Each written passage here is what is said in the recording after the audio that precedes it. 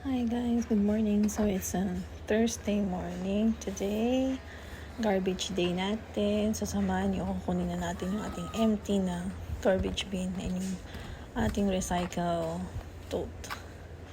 So yan. So every Thursday ang schedule namin dito sa street namin, guys. So every day merong kanya-kanyang schedule kung kailan ang kuha ng garbage truck.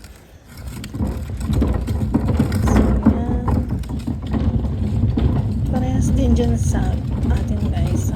Kasama na yung bayad sa pag-collect ng garbage sa bill ng water. Ayan, papark ko na yung ating garbage bin. So maganda yung weather today, guys. The sun is out. And then kunin ko naman yung recycle tote. Kasi parang hindi na kami pumunta doon sa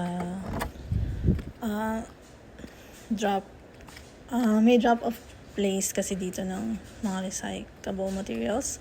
So yung mga boxes, papers, na mali-recycle, dyan ang namin nilalagay din, dinadaanan din ng ibang truck. So yan, guys, yan lang naman ang ating short vlog for today. Thank you for watching. Bye. God bless.